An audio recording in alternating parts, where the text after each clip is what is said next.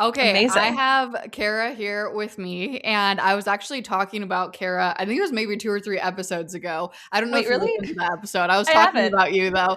I was talking about that tip that you shared with me when we were in Portugal about Mm, creating the 3 different tiers for the brand partnership, like yes. when you're pitching people. And I was like, my good friend Kara, this is her tip. I was like, all the credit to her. So I'm Oh, you're actually so so sweet. excited that you are on. Kara is, like I said, we met in Portugal and we've just been good friends ever since. And we text back and forth and we brainstorm together. We bounce ideas off of each other and we talk about what's going on in the industry. And about, I think it was like 2 months ago, I Hmm. came across an Instagram post and it was talking about basically the future of social media and how AI is impacting social media use. And I was like, let's chat about this. And there was just so much that we had to say where we're like, So much. let's schedule a podcast episode and just chat about it on the podcast episode. So that's what this episode is all about. But thank you so much for being here, Kara. Thank you for having me. Yeah, I was traveling in Japan when you did that, and I felt so bad because I was just like sitting in the room doing these audio voice notes to you, like basically making a podcast, and my husband had to like listen to me rant about AI on Instagram for like I I love that. send novel of like as you know, I usually send novel like level like podcast episodes to friends, like 10-minute long voice notes. So Yes. I'm happy that we're just actually making this an official podcast. Yes. Yes. Before we even hit record on this episode, we were just chatting back and forth. And I was like, wait, there's so much juiciness that we want to get into. Like, let me just hit record before we start talking. The very first thing that I would just love to hear your thoughts on is, I guess let's just start off, rip the band-aid off. Like, what is your take on what social media is going to be like in 2026 and moving forward for short form as well as for long form? I have been, this is something obviously it's been in my mind a lot. And for anyone who doesn't know who I am, I have been in, I was thinking about this. My 11th year anniversary is next month that I started Whimsy Soul, my blog content creation journey. So I've been around for a while. And I think that I'm used to the changes. I'm used to pivoting multiple stages in the career. This pivot is scary just because AI is, I still can't wrap my mind around it. Yeah. I think as we are kind of chatting before this, human, like I hate using the word authenticity, Maya, but like the humanness, I think is maybe a better word is going to prevail. Because again, like as we're chatting about, AI can make anything perfect. So for me personally, I've been trying to figure out how to add even more of my human self into my content. Yeah. And whether that's the written words of not caring if I have typos or, having the ums and the like in things, but also just playing around more with the less perfect aesthetic content. Because I started in the age where, well, first, when I first started, Instagram was just all like taking pictures of your shoes next to like pretty floors. Do you remember like that I have this thing with floors trend? Yeah. And then it moved on to where not a lot of people could make nice photos. And I have a photography background. So I really won that era when I could easily take sexy, gorgeous, wanderlust babe photos and win. And then with the introduction of video, a lot of people, with crappy iPhone 11 still couldn't make good video. But now, I have the 17. This baby is so good. I can create like movie level content on this phone, which Yeah. means everyone can do that. And then add an AI. So I think what's going to win is being even more human. And I still haven't figured out what that means for me yet, but just like remembering your humanness, I think. Yeah. Can you take us briefly through the different kind of shifts that you've seen over the last 11 years? Because looking back, not Yeah. only like basically Instagram came about 11 years ago. I don't know exactly when it like first was founded, but like that was probably the very, very start of Instagram when you were getting started and like blogs Yeah. changed so much. And I know, so like, can you kind of take us through like a little bit of the evolution of what you've seen? Oh, walking back in history. Yeah. So I remember, I think it was 2013 that it hit because I was studying abroad in Rome on my study abroad. And that was back when you couldn't even take a photo on your phone and then upload it later. Like you had to post something instant. That was the whole idea. And that sucked when you were in 2013 and you didn't have good like cell service in Yeah. Italy. So we all would just complain to each other about like, how do we take photos? We want to upload this. So that's where it started. And then I started my journey, like trying to do it professionally a few years later. And it was just a photo. It was just a single square photo. And slowly things like stories and taller photos and carousels sort of adapted. And I remember when stories came out, that was a really big deal because everyone's like, they're going after Snapchat, like Snapchat is dead. And that was hard for a lot of creators because suddenly we're going from one beautiful, sexy photo of you to now you have to show up on a video. And Yeah. that was really hard for people. So I think that was like the first hurdle you had to get over. And then carousels and reels was maybe another hurdle. And there used to be this era, even when people didn't want to admit that they're getting sponsored for things. It was like this Mhm. whole thing where a lot of conversations in I call them vloggers because that's what we all started at here, but the content creators of San Francisco would get together and we'd be so focused on making sure something was perfect, like 100% curated, perfect aesthetic, and didn't feel too sponsory. And it's almost like you didn't want people to know it was sponsored. Yeah. Like we're afraid that our audience would like leave us. And now we're at the point where it's like everyone's like, yeah, queen, get your dollar bills, like this is sponsored. So that was a nice shift. It took less pressure off. And then there's something around the pandemic when I think the influencer industry really catapulted, Yeah. where a lot of creators didn't know how to pivot because that was like the first time where the world was on fire and you couldn't be like doing things perfect because everyone's like, you're so out of touch, you know? Yeah. And I think that made a lot of the OG creators quit because they didn't know how to pivot. I figured out how to pivot, and now we're almost at the point where things that are too polished, I think, aren't doing well because not only is it fatigued, but anyone can make that on AI, and we just like want to see faces. Like I have some friends I know in the city who refuse to show up in their content, and I'm like, I don't think you're going to survive the end of the year because like anyone can take a picture of a beautiful house. AI can make a picture of a beautiful like house with Christmas decorations.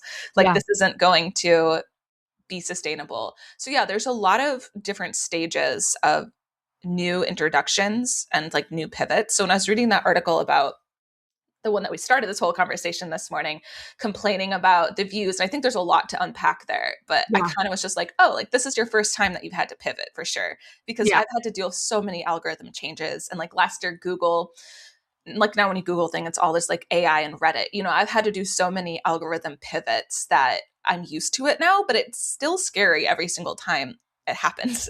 Yeah.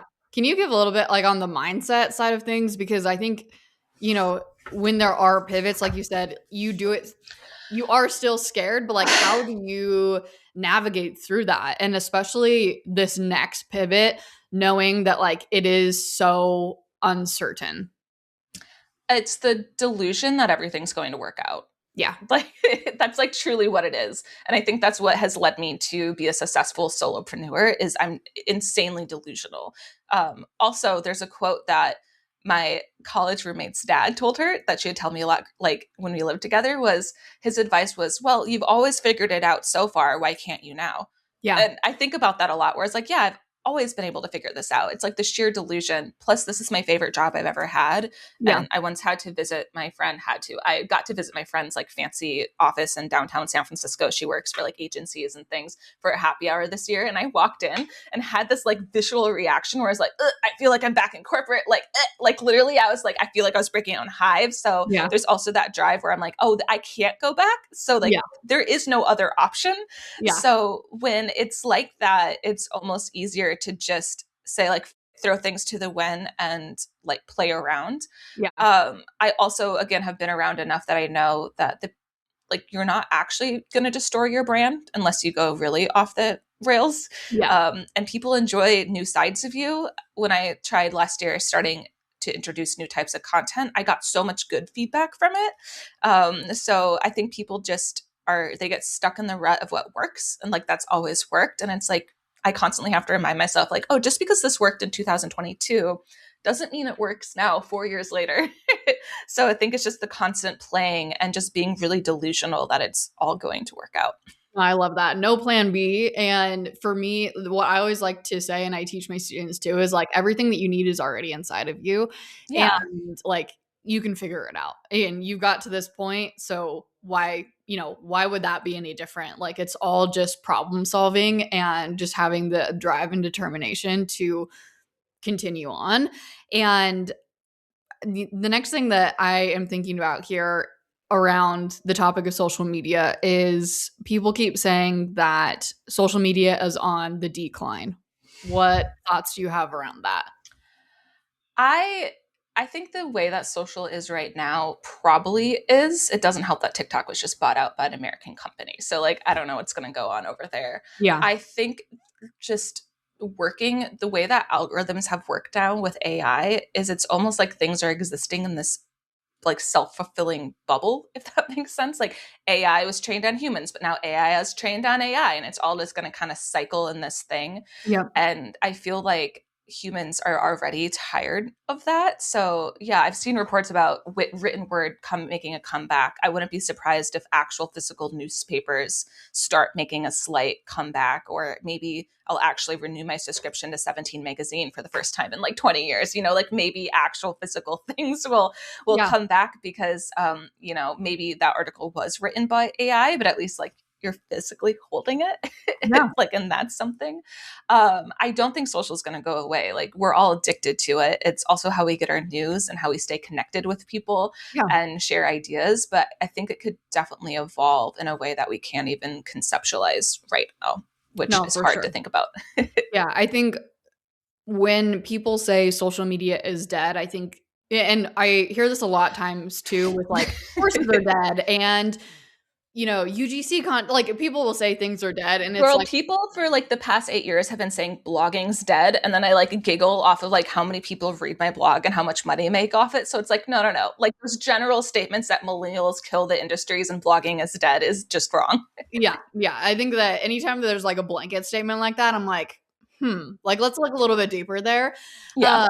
And so I think for me, like the very first time that I heard that was honestly not that long ago. And that's kind of what kicked off this conversation for me too, is like, oh, social media is dead. Social media is on the decline. And for me, there's kind of a lot of different things here to unpack. Number one, social media usage time is actually on the decline for the first time since social media came out. Like people are using social media less, but does that mean that social media is going to go away? My take is no. I think that No. people are using it more intentionally. Like I think Yeah. that like for example, the brick. Like I don't know if you've heard of that. Like how people can brick their phone, which basically like restricts your apps. I have the brick. I love it, and so I think that like things like that where we as social media consumers, not even necessarily as entrepreneurs, and I think obviously as entrepreneurs, this definitely ties in as well, but just as consumers in general, I think people are starting to recognize like, oh, maybe being on social media and making it my whole life is actually not good for my health. And like, maybe I Crazy. shouldn't be living on social media. And so I think that there's almost like that intentionality and awareness around like, okay, how am I spending my time on social media? And so there's going to be more, in my opinion, and my prediction, like more people are going to curate their spaces more, like who they're following, and be really intentional about that. And that's kind of like my take on like the social media is declining. Do I think that it's going to continue to be around? Yeah, 110%. And I think like Yeah. Facebook is a perfect example of that. Like if you were big on Facebook when Yeah. Facebook was the thing, like I'm sure that when Instagram came out, it was like probably scary for a lot of those business owners on Facebook, but Facebook's still around. Like I was literally just on Facebook this morning, and now Same. is it the thing right now? No, it's not, but it's still around. And so I think that, we can almost in with AI coming in, I do think that it is a little bit different for sure of like what things are going to look like moving forward. Like we don't have the same almost patterns to look back on that we did Yeah. with like Facebook and then Instagram coming in. But that's kind of like my thing is like, what kind of patterns can we look at in the past that can kind of give us almost, I don't want to say reassurance, because again, there is so much unknown that like, I'm not going to sit here and say, like, I know exactly what's going to happen in 2026 and moving forward with AI coming into social media. I have no idea. And I Wish. think that anyone that says like, I know what's going to happen, I call BS on that, because I just think that Yeah. even the way that AI entered the space in 2024 and 2025 has revolutionized things in ways that no one could Yeah. have predicted. So that's kind of my take on that. It reminds me of, I actually think about this a lot. My college class, I studied, well, I double majored and minored because I'm an overachiever, but my advertising major, I don't know, it must have been junior or senior year. That's when video was like really starting to hit the internet more. And I remember my good teacher kept stressing the fact like video, video, video, and she kept prepping us. She's like, this is going to be the future, but no one could really figure out what that meant. Like Yeah. we literally could not wrap our heads around, like we're smart, college, like seniors, like nobody could figure out what that meant. And now obviously it's like, oh yeah, video is the future. Yeah. So I also expect to find clarity along the way and what that means and how to adapt. So it's just all about being adapting. As you're talking though, one, I like the analogy of like social media is kind of like cigarettes, where we used to think cigarettes are fine and then realize they're bad for you. And I Yeah. think we're kind of in that stage for social where it's like, oh, maybe I shouldn't be doing this. Yeah. But whenever there's reports where I don't know what report you read or like the length of time it was looking at, Yeah. but I always like to pull back and be like, okay, well, like what else could be impacting this? Because a lot of times marketers and creators forget that the world is happening around us. So Yeah.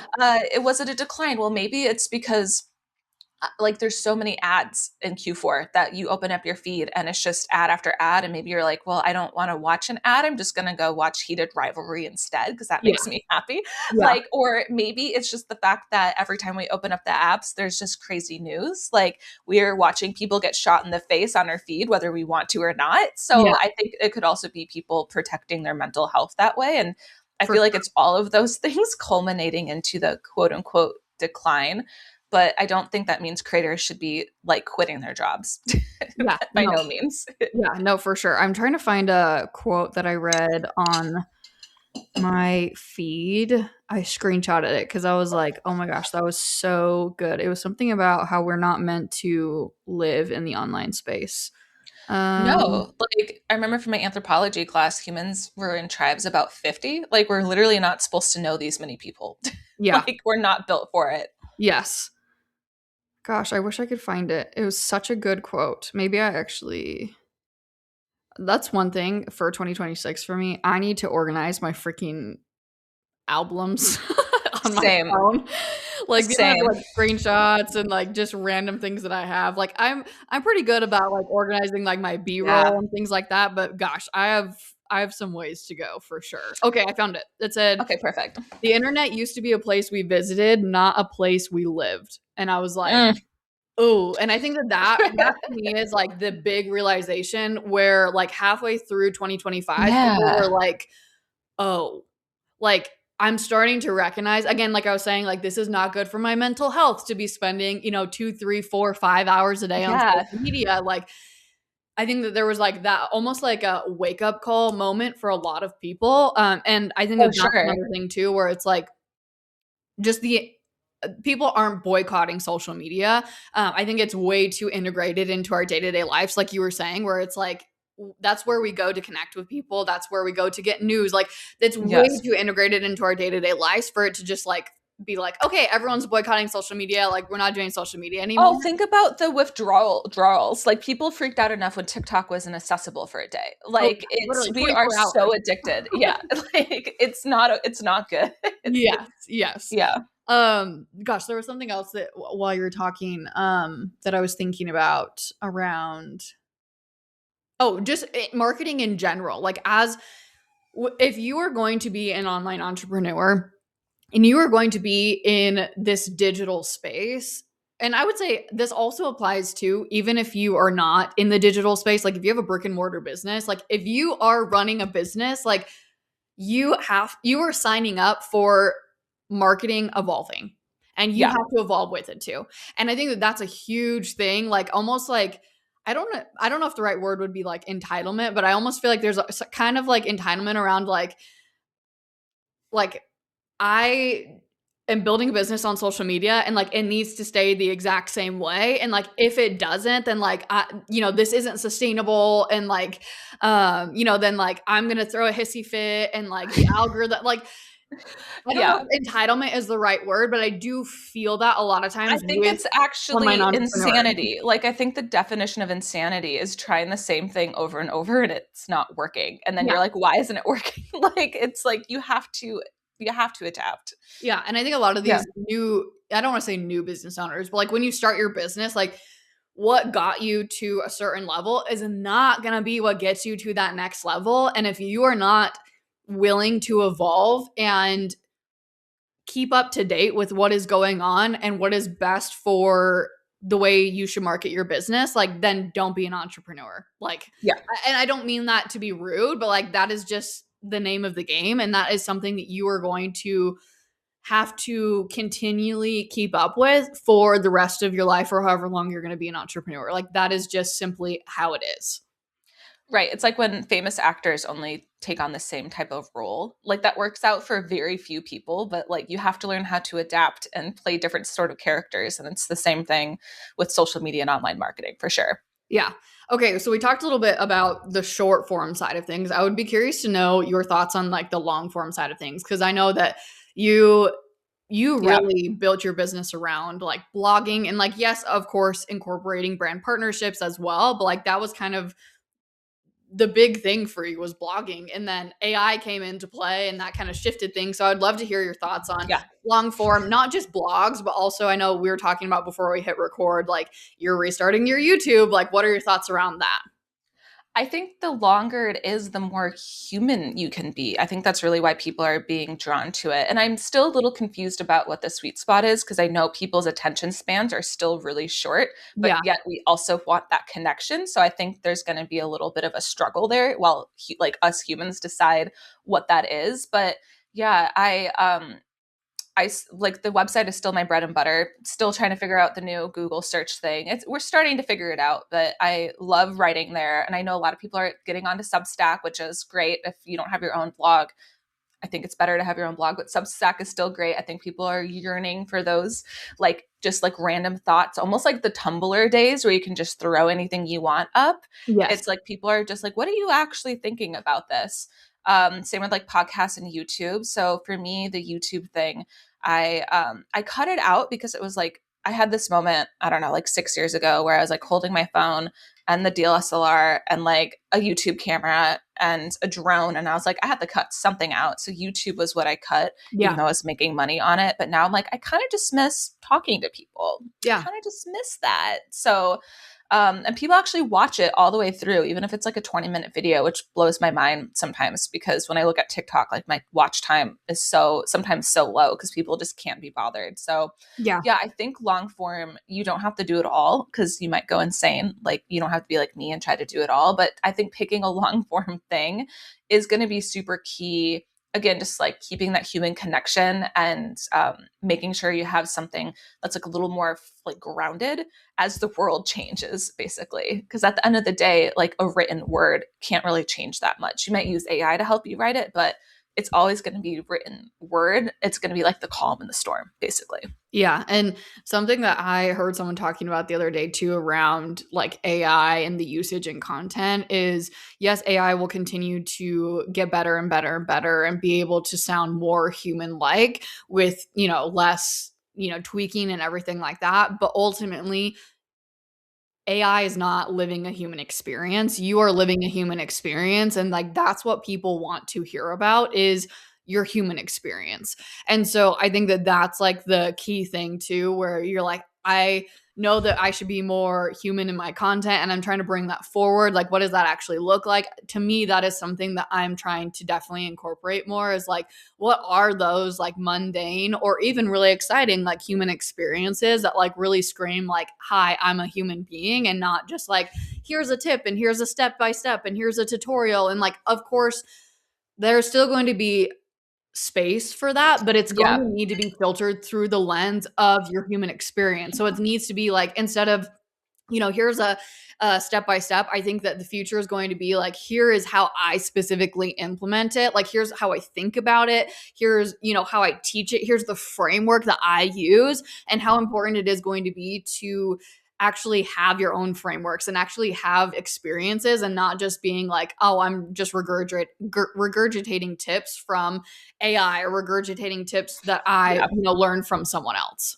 Oh my God, please, people, do not write a script with AI and then read it word for word because we can tell. Sorry, that's just like a side rant. Like when I swipe away so fast when I see creators do that because there's a certain, if you use like chat enough, there's a certain cadence that it like tends Oh to yeah. write in.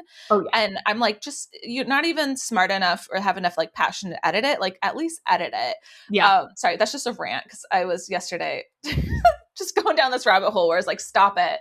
But back to the thing, like humanness. So for an example, something that I'm trying to figure out this year, what it looks like for me on my socials, I do a lot of travel around California where I love just showing off all the fun things to do here. And I'm trying to figure out how to make it almost more like a TV talk show style Mm. instead of like, let me go, let's say I go to like the Redwood State Park, instead of like, this is an insane Redwood State Park, like 3 hours from the Bay Area. Like, here's all the things to do, like, which feels more just like anyone can do that. AI can make that. It's like, Yeah. how do I interject myself? It's more of like, I'm in the Redwood Park, not I'm telling you about like less of me being a newscaster and more it's like, this is me here. You know what I mean? So I've been Yeah. trying to figure out how that looks. And then how to also transfer that to my other social channels because I have too many. But like, how do we like, again, take the same format that people like, but like put more of you in it? Yeah. It's something that I was thinking about the other day is almost like these different, I guess, like buckets of marketing channels and how Instagram and I would also say TikTok too. So like these short form platforms have people have used them for all of the different buckets, but I think that they're going to be need to be separated out. And let me explain more about what I'm talking about here. So like Instagram has been a place where you can get visibility and you can nurture and you can, convert, but I think that there's going to be more of a separation moving forward for platforms in terms of like how that platform is best used for your business. And so like I do think that Instagram is going to continue to be a great visibility platform. Short form Mm-hmm. is a really great way to reach people in a short amount of time. But I think moving forward, Instagram is not going to be a great nurture platform. And I don't think it's going to be a great conversion platform. I think it's going to be that initial like introduction to your brand, but you're going to need the long form for the nurturing as well as the conversion. And I also think too that there might even be another bucket, which I would be curious to hear your thoughts on, which is around community. So I think with AI, obviously, Yeah. there being so much AI slop out there, but also it becoming so hard for people to understand whether or not it's real or whether it's fake. I think that in-person connections and also private communities, whether those are private, free, or paid, I think that that's going to be almost like another bucket as well. Whether, again, if it's free, maybe that's a community that's for nurture and conversion. But if it's paid, then obviously there's a conversion community there too. So I'd be curious to hear your thoughts on like how you see community fitting in because there was a Yeah. drastic swing where like social media came about and we're like, okay, everything's online now. And like, in-person events, we're having a really hard time filling like spots and getting people to in-person events. And I think we're going to see another huge pendulum swing to the other side where we're like, okay, now we actually want to spend more time in person because we can't tell what's real online. Yeah, I already have seen a big surge of that last year, like more community driven things. And I think For sure. there's even this new wave of influencer that was created where if you can gather local community members, like and make your own little local, like San Francisco club, Yeah. like that actually like turns you into an influencer in a way. So there's like Mm. weird seeing that birthed. Like I've seen that happen quite a bit. Yeah. No, you're talking, and I was thinking about how, like, this is a slight like not what you're asking me, but how this started on TikTok first and then has moved over to Instagram of how the algorithms are now only showing you what it thinks you want. So Mm-hmm. it's like you're kind of existing in this little bubble where it's like hard to retain that community connection. And TikTok has always kind of been like that. Yeah. Instagram used to be you can actually talk to your community, but now sometimes I open up my insights. I'm like, Instagram, you showed this to 7% of my followers. Why? Yeah. Like they want to see I made this for them. Yeah. They hit the And so I follow think button. they hit the follow button. They want to see this. So like Yeah. I think there's something where like you're so right about we're slow not slowly rapidly losing the nurture side of this, which is alarming because that's like historically where I have the most one-on-one conversations where Yeah. like I've made friends on Instagram that I don't know like why I'm showing my phone like it's open, but like on Instagram where we talk and then we meet up in real life and now we're like real life friends. So Yeah. like meeting strangers on the internet. Sorry, Yeah. mom, but like that it used to be what it is and now isn't. Because it's only showing you what you want to or thinks you want to see.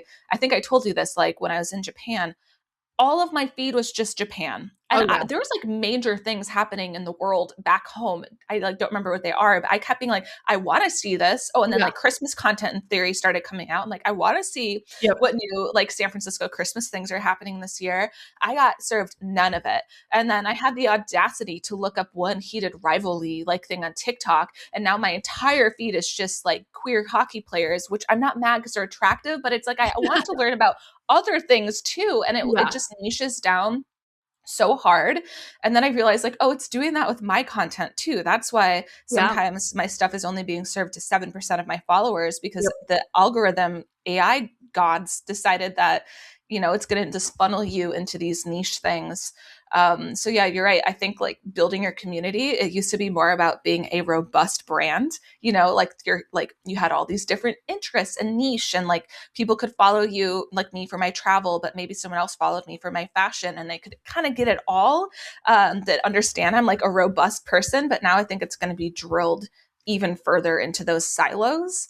And you probably only like get a couple of those silos. You can't be as round, like fulfilled, if that makes sense. Do I make sense to you? Do I make sense to me? So, can you dive a little bit deeper into that? So, to me, I'm almost hearing you say that being niche down is actually not going to be the way to grow your brand. Yeah, because you're only being served to like one limited Mm. audience, Yeah. like versus because now it's like it is take like think about how Instagram trials works. Like that's a good analogy. Like it's Yeah. taking this thing and matching it to people you think it thinks like it. So Yeah. it's like I think being niche down almost limits you because I've Mm. been playing around a lot with like very niche down sort of style and those have actually been growing my followers quite a bit. So like this year already I'm up like 2000 and we're 14 days in it because I've been trying to like have a bunch of different like niche down silos if that makes sense, which is a little disjointed when you look at it from the outside and I'm still Yeah. trying to figure out what that means for brand partnerships and like everything, but it I think it's like trying to decide what you are actually very passionate about creating and making and what your like soul mission is and almost doubling down on that and then like going really hard on like a few different like tunnels So and just instead of understanding that those tunnels will never overlap. Yeah. So instead of Yeah. it being like one niche with content pillars, you're almost creating niche Yeah. pillars. Yeah. So it's like you have multiple niches and you're creating content for those niches. Is that what I Yeah. like? Yeah. Yeah, yeah, and it's almost like the way I've been approaching it is how traditional SEO works, and not anymore because Google and AI.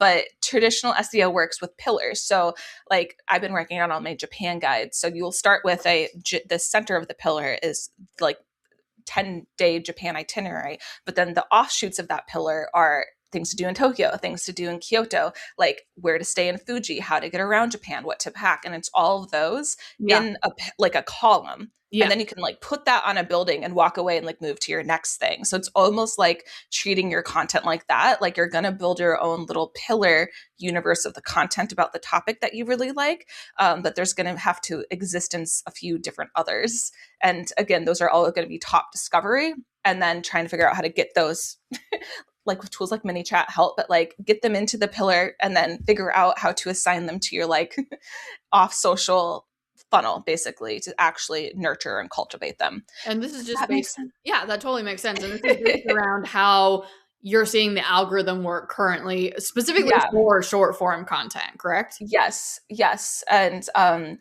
it's especially because like I've been having a resurgence of some of my older content. When I say older, I'm like 4 or 5 years old. It's all of a sudden I'm getting notifications that people are liking it. But when I sit down, I'm like, oh, well, this makes sense. I can figure out what pillar this is probably down and what pillar this person is going to because I've seen them like multiple videos that are old, and I'm like, oh, you're being like on my old San Diego pillar right now, Yeah. and then it's more just figuring out, well, how do I get you to actually follow me or like actually start doing something beyond that, I think is the hard part.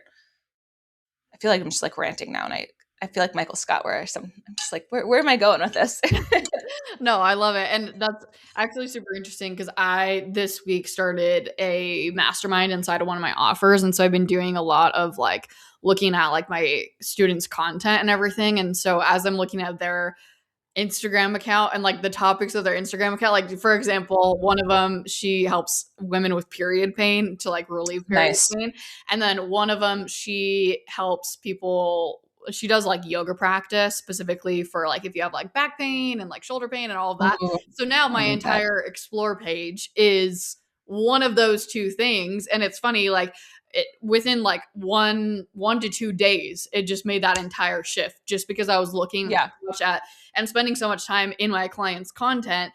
So that's so true in the way that the algorithm works. And for those of you who are listening, the way that like I kind of think of this with your Instagram account, especially if you're not having a lot of your followers seeing your content, it might be that like they are still following you, but they haven't interacted with that topic of Yes. content enough for the algorithm to be like, oh, you are actually interested in this, even if you are interested in it, because you might be like, for example, if you're following me, you might not be seeing my content on Instagram, like growth and like business growth, because maybe you're interacting with yoga accounts more. And so the algorithm's like, oh, she likes yoga accounts. I'm going to show her more yoga accounts, even though she's following Maya. But it also doesn't give you the chance to get out of that cycle. Yeah. So that's like also the problem here is like I don't have a chance. Like I remember in Japan being like, how do I like I'm trying to search up Christmas, but I still it's still just like places to eat in Tokyo. I'm like, no, get me off of this. So it Yeah. also doesn't give you the chance to get out. Yeah. It's Yes, like a for cycle sure. that you're And trapped in I a think, haunted house. yeah. And so I think that that's another huge thing. Like you were saying at the very beginning, where you're like, hey, you know, this topic of social media declining, what are the underlying factors here? One of the things you said is like you're being shown content that's, you know, either a bunch of ads or content that you didn't sign up for. And I Yeah. think that comes back to the algorithm. Like as creators, we don't have control over the algorithm. Obviously, there's like small tweaks that we can make here and there. And like I love the experiment that you're doing of like creating these different, you know, buckets. And that's really all that we can do at the end of the day. And so like I think that just recognizing too that like sometimes things are just out of our control. And like instead of us throwing a pity party, it's like, okay, what can we actually go out and do about that? If Instagram isn't the Yeah. platform for you anymore, like that's great. Like You there's so gotta many switch other it up. platforms out there. Yeah, the pity party thing, I really enjoyed that article about like is Instagram killing the influencer industry, but at the end of the day I was like it does just sound like a little bit like a pity party. Like this is clearly your first pivot. You got to like take a day to cry about it and then like pull your up by the self by the bootstraps, as like a boomer would say, but you got Yeah. to just like you can't like it's there's nothing else you can do. You Yeah. got to just like power through it. And I think it's just hard for creators to pivot. I was actually talking to Robin right before this call that I don't know, this is like my third or fourth major algorithm pivot in my career. Yeah. But I think this might be a lot of people's first because a lot of people started in the pandemic era, which Yeah. is somehow now 6 years ago. But like they were doing what was working and they kept trying to repeat that, but now it's not working and it's their first time. And then they don't know what to do about it. And it's like, I feel like an old timer. It's like, oh, it's your first time. Like, welcome to the club. But Yeah. it's, you just have to pivot and really not be afraid to try new things, even if it's ugly. Like, For just sure. gotta try new things. Yeah. Yeah. And it just goes back to like, as a business owner, you signed up for this. You Like, signed up for it. It's not always going to be like yeah. like rainbows. Like it's hard. Yeah. It's not going to be like, oh, I set a strategy up and like that strategy works for the rest of my business. It's like you set a strategy up, and especially on a platform like Instagram and TikTok, it might be irrelevant in 4 months from now. And like, that's just the name of the game. 1,000%. It's like gardening, you know, like every year my mom would be like, well, this is a wet year. This is a dry year. Like we have to like pivot. Now we have an Asian beetle like attacking and eating all of our vegetables. Like your life has different seasons and changes. So it's just being okay and comfortable with that change Yeah. and knowing that it's not going to implode and fall apart unless you decide it's going to implode and fall apart. Yeah. Okay. So we talked about like the social media aspect of things in terms of like visibility and growth and that aspect and like creating content. I would be very curious to hear your thoughts about where you see like the future of monetization via social media. Whether that, I mean, there's a lot of different things that we can cover here. Obviously, like brand partnerships and UGC. We can cover digital products. We can cover like paid communities, like coaching, all of that. Like, just start somewhere and we can dive into it.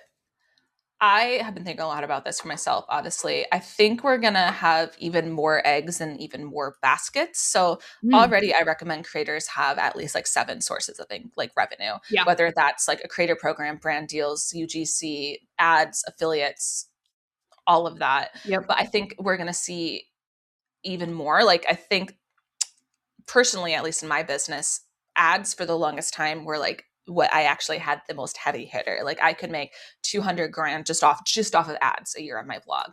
Yeah. And like that's changed a little bit because of Google and AI. But it's like now I think it's like you can still make those insane numbers, but you might have to spread them out across more baskets just because there's so much noise. And I think there's room for everyone at the table, but there is more competition. And I think budgets are going to be spent in a lot of different places now. So I think if you can figure out how to get on board as many revenue streams as possible, that's going to help you. And brand partnerships, I've been trying to figure that out because I feel like every year brands are just acting differently and they don't even know what they want. I think right now we're seeing a trend where brands are hiring UGC creators, but thinking they're influencers, but they're two very, very different things. Yeah. So a lot of my influencer friends this year have seen a decline in their brand campaign revenue because brands are going to cheap UGC creators. But what I think the brands are eventually going to realize this year is that's not the same thing. Because like Yeah. when you go to a UGC creator, you're literally just going to like a videographer or a photographer, Yeah. and you're going to an influencer is obviously someone with a platform and a story. So I think Yeah. soon they're going to realize they're not the same thing, but that's how they're spending their budget right now. So in the set, like I've been trying to figure out how to like double down on affiliates personally. And that's why I was like, I should up my YouTube again because I can at least, get the AdSense on there Yeah. rolling. So I think the people which sucks because that means like more balls to juggle. But if you can spread more of your stuff out, I think you'll also be a little more protected from a major shift on any other platform. No, for sure. And how do you manage spreading yourself out? Especially like, I mean, you being I 11 die. years in Yeah. now, like I feel like, you do have a team of people, you do have experience under your belt, you do have systems under your belt. But like for someone who's listening to this and like, they're in their first year, like, and they're listening to you being like, oh, you need to, have a blog and you need to have YouTube and you need to be on, doing all these different things. Like, what would you say to that person? Two things. One, first, follow what lights your soul on fire, because if you hate talking long form on video, that's not the place to start. So follow what you actually enjoy. Like I like writing. On a good writing day when I'm in the flow, I can write like 4 blog posts and I was having the best day ever sitting on my couch writing. So figure out what makes you happy and follow that first. And then also follow what is growing and compounding the fast in terms of revenue. Mm. So like follow the money, but also follow your passion and figure out where those interchange basically. And would you say that in this day and age that let's just say that that ends up being two different platforms that they're on, maybe they're on like a visibility platform and a nurture platform, so nurture being probably a more long form platform, Yeah. that they're okay to just focus on that and then expand, as they have that under their belt and systems under the belt and maybe, team members in the future? Is that okay for them to just start there? Yeah, like start where it works for you. And I can really see like the bottom of the funnel, the nurturing and the conversion. Like once you iron that out, then you can go crazy on top of funnel things to like get people in. But just focus on what makes you one. Just like we work for ourselves because we like to. So if you're doing something you hate every day, that's dumb. You might as well go get like health insurance from a big tech company and work there. Yeah. But like focus on that and focus on the nurture, and slowly add things on as you can. What would you say about digital products? Because we kind of talked about like brand partnerships and Mhm. monetizing from long form written content, whether that be blogs or like a Substack. But what do you see in terms of digital products? I know like the course community was up in arms because some big people said courses were dead. I personally don't Yes. think so, especially because like I was in a mastermind last year, and like in October or November, we like all did an in-person retreat, and was talking to 50 other brilliant women who all have very successful products and courses, and their businesses aren't collapsing anytime for sure, I think. I also kind of like when blanket statements like those happen because it scares off the half-ass people, if that makes sense. Yeah. Like, so it's like, fine, you get away, you clear the space, we'll still be here. I think people are always going to want to learn.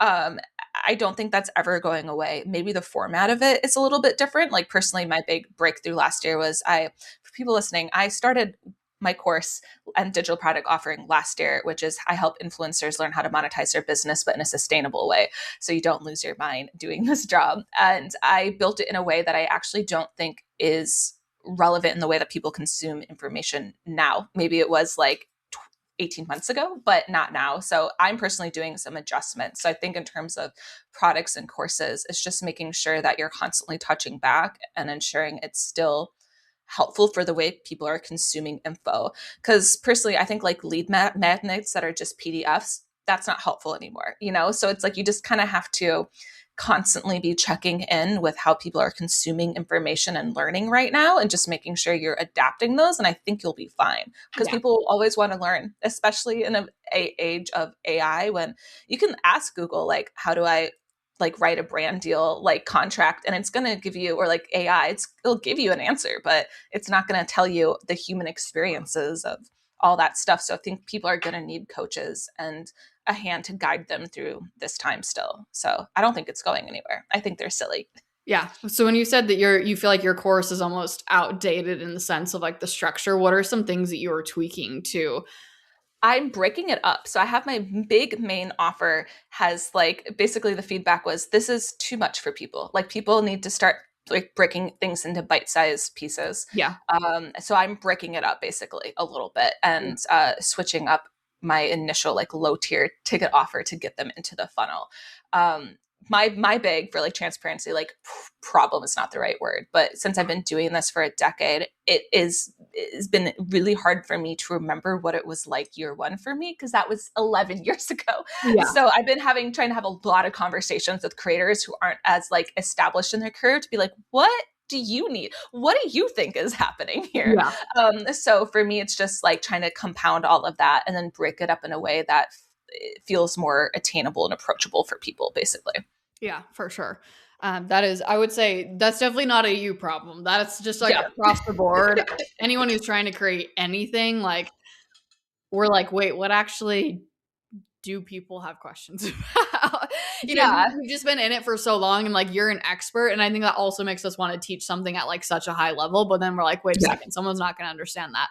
And I think that's like the huge thing that a lot of people miss with their offers, and why they don't sell very well is because of that. And so I think that was huge for you to realize, for sure.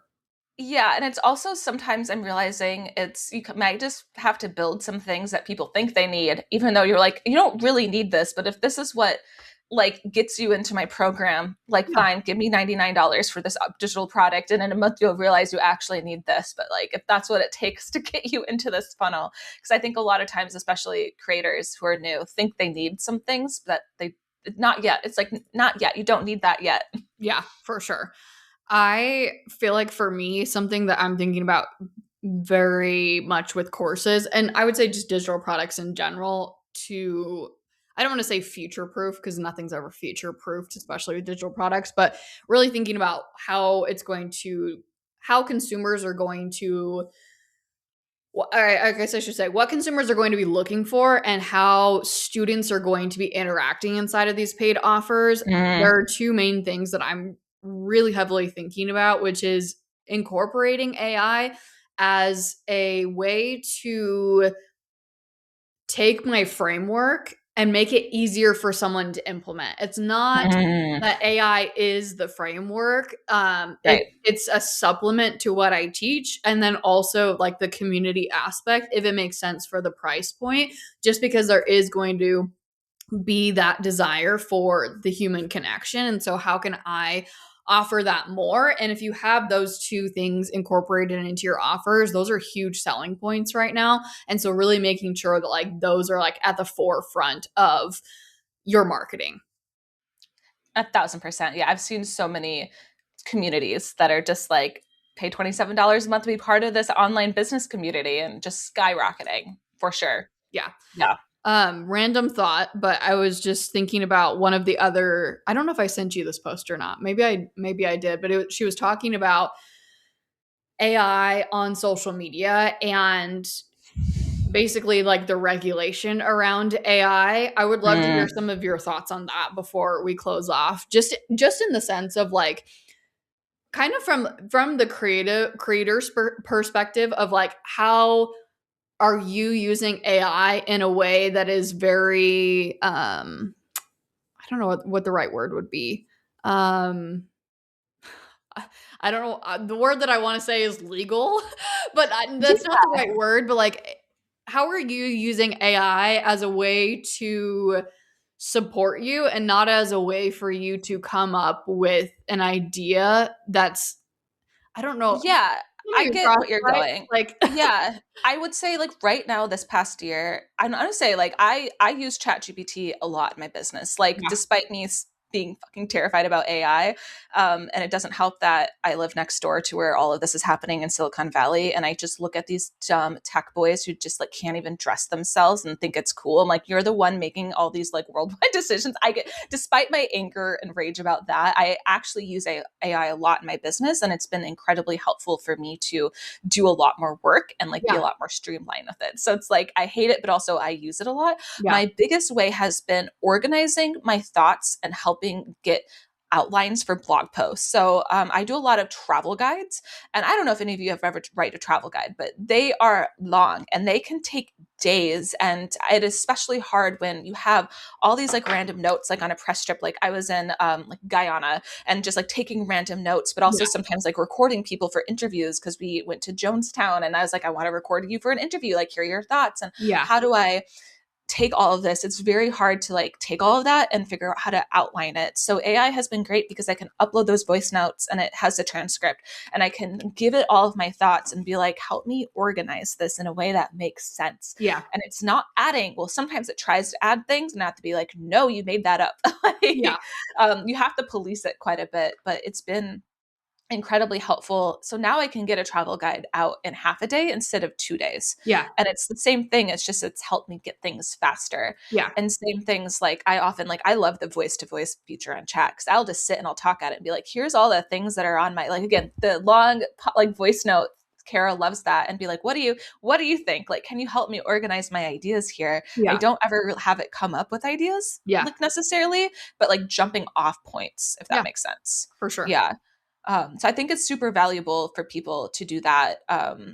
And automation has always existed. So I think people often confuse AI with automation, but yeah, like introducing ways can be helpful. And in terms of disclosures and making it legal, I don't know how that's going to look like. I contribute to MSN, and Yahoo, and both of those have little things that you have to toggle that says like, was this made with AI? So they're like asking us like as authors to like disclose if it is or not. Yeah, But that's like a more like regulated area. So for social media, like I think we do need something because the amount of older family members in my life who will send me videos or like we get together and show me like, look at this cute dog in a costume, and I'm like, mom, that's AI. oh yeah, my mom does the It's like, same thing. Yep. why can't you? So like we definitely need disclosures for that. Yeah, But sometimes it gets it wrong. So the amount of times I've seen people be like, I don't know why it said that this is AI. Like this isn't AI. Like I just filmed this in my kitchen. So yeah, I think it's having a hard time to decide. Like I would love to see disclosure because I think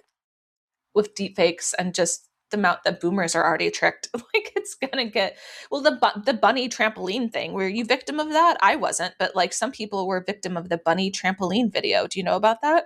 uh-uh. Oh, this happened, I don't know, a couple months ago where this video of just like bunnies on a trampoline jumping was circulating and going viral. And it was all AI, but people thought it was real. And we're like, oh my God, this is so cute.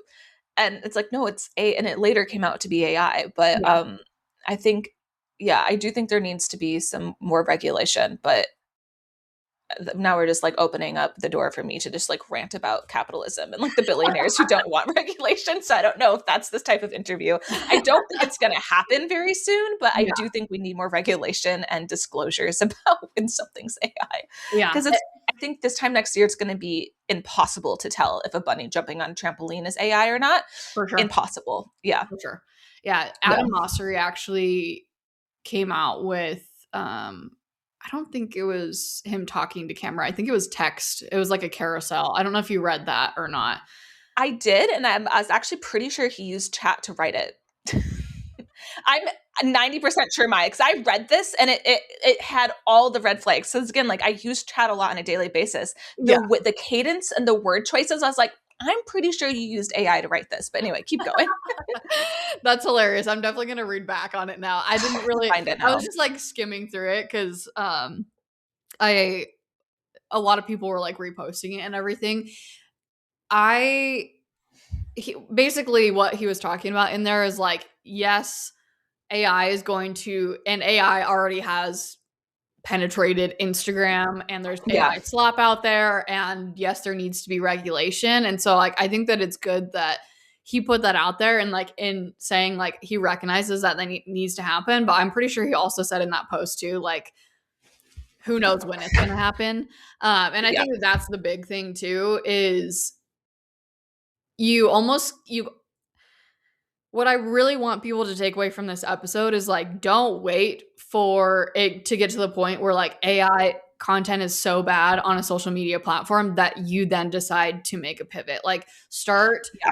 putting yourself, like you were saying, like putting yourself in other places and not placing yourself all, just don't put all of your eggs in one basket and then wait for everything to just like implode for you to be like, oh crap, there Yeah. goes my revenue source, there goes my visibility, there goes my entire business. Like, even if that is something as simple as like using the tool repurpose.io to Yeah. move your content to other platforms, please do so. Like, Yes. it's like a $20 a month tool, and like you might not It's my get favorite. like crazy virality and all these other platforms, but at least you're moving yourself into other places where you almost have like a backup plan. Like, Yeah. that's really what I want people to take away from this episode is like, no one knows the Spread your future. eggs. No. No one no one knows what AI is going to ultimately do and how it's going to impact us specifically in the digital space, but it's going to. So like, don't wait for something to happen, basically. Yeah. Again, it's like back in college where we were told, like, and it was actually kind of in a scary way. It's like, we're going to have video. Nobody knows what that is. And it's going to be scary. And now obviously we're like, this is fine. We know how to adapt. But there was definitely creators who waited too long and weren't able to pivot from the photo to video and like totally ditched. For sure. Yeah, repurpose IO. I love it so much. And I get so mad when creators are like, oh, it's $20. Yeah, it's your business. Like, buy it. And to Yeah. help convince people listening, I have gotten brand deals last year simply because I repurposed my TikToks to YouTube Shorts, simply because like some of those have gone wildly viral, or brands just see them like active on that platform, even though I haven't logged in for months. Yeah. But like they will do that. But also I literally just this week, I've been trying to manifest being on Netflix for years, Maya. It's like one of those like delusional pipe dreams. I Basically, love it. years ago, I applied to season 2 of The Circle and I got a call back. Obviously was not on it, but like I got like the producer was texting me, or casting person was texting me, and Yeah.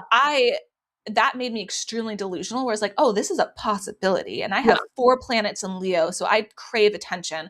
So it's been my side quest. So basically, I always say, like, I want to be on Netflix. And then I got an email from a producer last week who they found a TikTok video that was repurposed to YouTube Shorts. And was like, can we put this at the end of a movie that's coming out? And I was like, not how I meant, universe. Like, I want to be the star of Netflix, but great. Like, you made this happen for me, like 14 days into a year. Thank you. Yeah. So like people like watch YouTube, like, and repurposing things to other places. Yeah. If you use a tool, like an automation tool, again, like repurpose is not an AI, it's automation. Yeah. You can save yourself so much time, and you literally don't know what hands that is going to fall under. So now I'm going to be, if they say yes, in a Netflix credit, just like at the rolling credits, my face will be there. It's like an awful video. It's not a great video, but I will take it.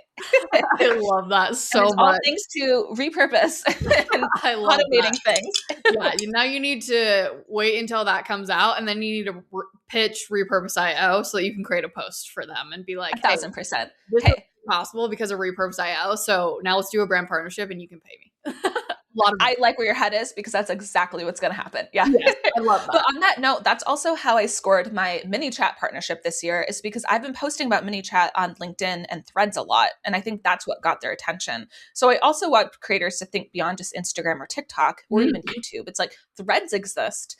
LinkedIn exists, Pinterest is still a thing. Yeah. Like spread your eggs. And again, most of those can be taken care of with repurposing things. Yeah. I oftentimes will take my like thread thought and just expand on it and turn it into a LinkedIn post. And that takes 4 minutes. So you can spread your eggs around without actually adding too much lift on your end.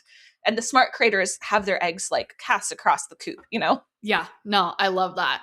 Okay. The final question that I would have, actually, two final questions. I want to take it from the perspective of like just general social media and content, and then from the perspective of monetization. So in 2026, what are you focused, what platform, and you can give maybe top three platforms, what are your main focuses and why?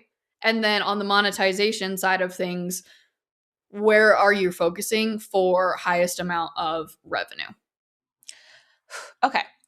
I am so I'm going to talk about this both from my like influencer side, but also like my coaching course side. And Yeah. also for people who don't know, I also have an Airbnb, so I run socials for that. But we're going to pretend like that doesn't exist in this conversation because that's too many things to talk about.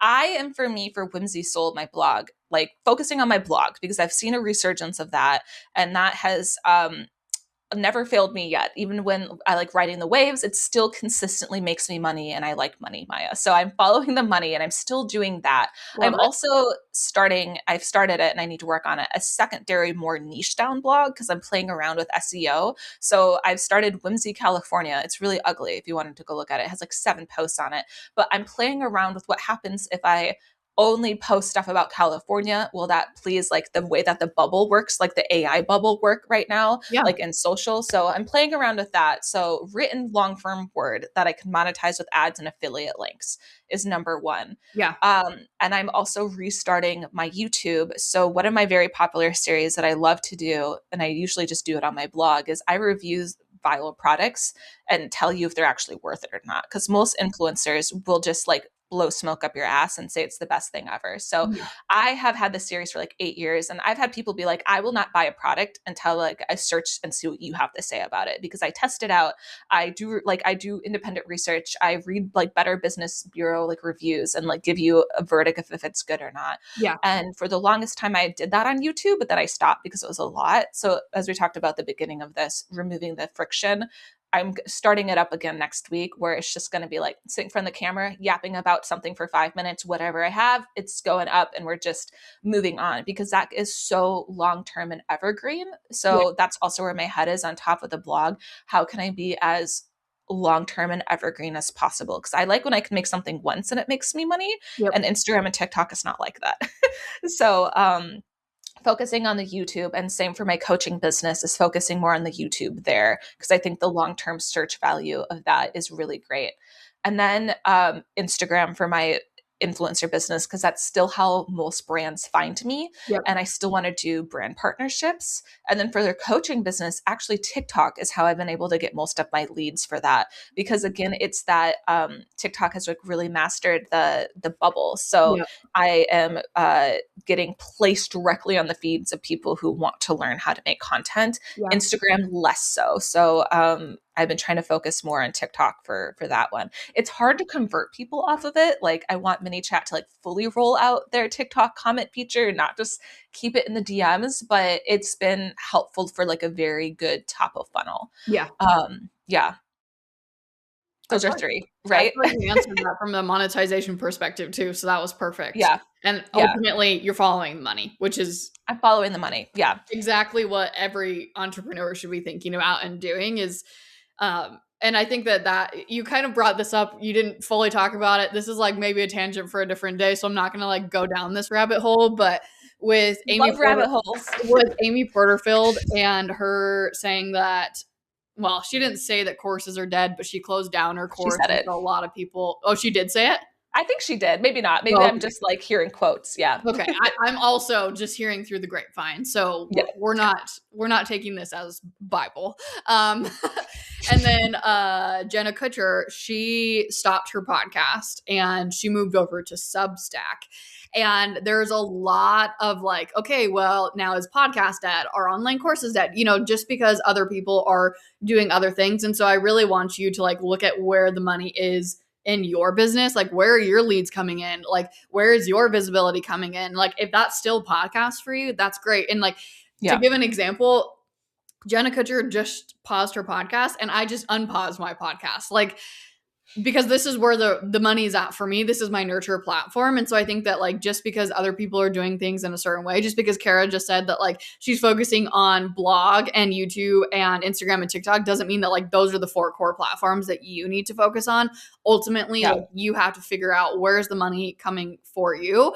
And if you're new in your business, like that might take some experimenting and like spreading yourself between certain platforms and then coming back in 6 to 12 months from now and being like, hey, now that I have been consistent for 6 to 12 months, like where are the leads coming in? Is this platform helpful? Is it not helpful? Like, is this something that I can maybe hand off to a team member that I don't necessarily need to, things off, create what I call cornerstone content for? Like, is maybe it could be just repurposed content. Like those are all conversations that you should be having. And I just don't think that ever looking at how one person runs their business means that like that's exactly how you should run your business.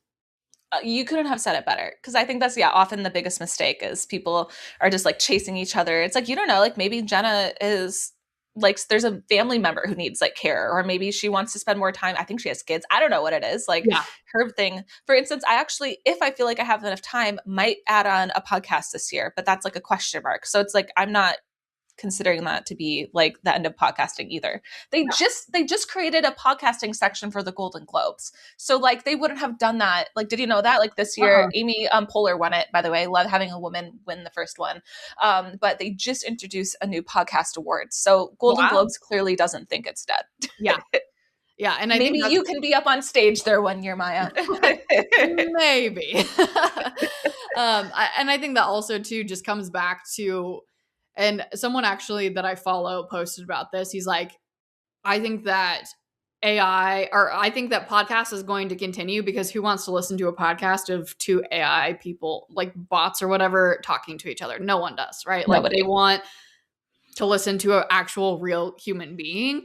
And so I think that that's going to be just another thing as well. Like with the podcast and with YouTube, like I'm going to be able to see your face on YouTube and be like, yes, this is Kara, and so I think that those things should all definitely be taken into account as well as you're trying to consider in 2026 what platforms are the ones that you want to, lean more into versus platforms that you don't want to lean so much into anymore. So yeah, it's like old school radio. It's like, think about what used to be good. People just used to listen to radio and read newspapers. You said something that reminded me of some of the best pieces of advice I've ever got in terms of content from my old boss back when I worked at a 9 to 5. I was running social for a meal kit company, and I think I had a typo on a post one day or something that I didn't catch. And I was so embarrassed, and I was like, Phil, I am so sorry. He's like, oh, it doesn't matter at all. I actually embrace typos. I think it helps people know on the other end that we're human. He's like, we're a human-driven company. And the way that he was so casual about it, I thought I was going to get in trouble. And he's like, I don't know, like keep doing typos. Like he's like, don't keep doing typos, but like don't stress about it. Yeah. And I have taken that to heart in my content, where if I make a reel and I realize by the end of it, I did the voiceover, I packaged it, maybe I have a typo on it, or I mispronounce something, I'm the queen of mispronouncing things, I'm not going to go back and fix it, because that's like, I don't know, I'm human. Yeah. And I think that's going to actually work in your favor even more so. And I'm not saying intentionally make bad content that's spelled wrong, but embrace the human like imperfections. Yeah. And I think that's actually going to support in like little ways that people won't be able to like pinpoint, but I think that's going to help out. So yeah. And I think also too, that's going to support you being able to be on more platforms in a more sustainable way, because like I was saying with my podcast, I'm not worrying about the fancy intros and outros and cutting out all the ums. Like that takes out so much time with editing, and that alone on a weekly basis saves 45 to 60 minutes. And like that, I could take that and spend that elsewhere in my business on other platforms. Like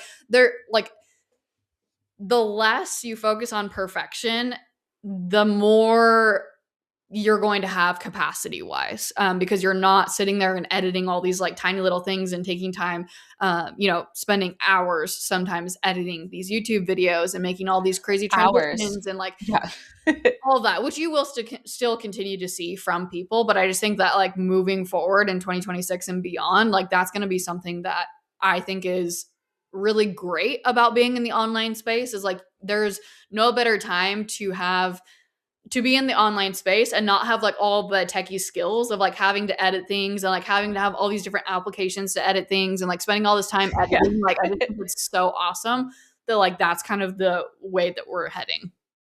Speaking of editing things, I've been playing around with Descript. Have you used that at all? I haven't, but in Yeah. scalability, my students have been like popping off in the chat talking about how amazing it is just this week, actually.